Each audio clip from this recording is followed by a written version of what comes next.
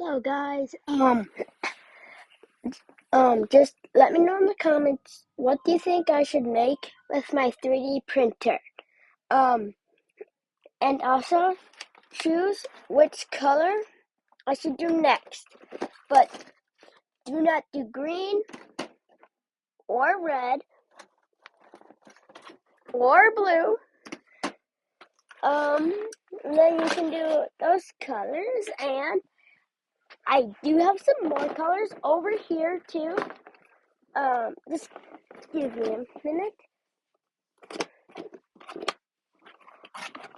And I'm so sorry for not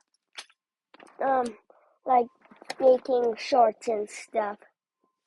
And then I have copper, gray, no white, purple, no blue, no, and so that is and so that is all of my filament colors, and I am so sorry that I have not been making shorts because I have not had enough time because I've been having a busy week.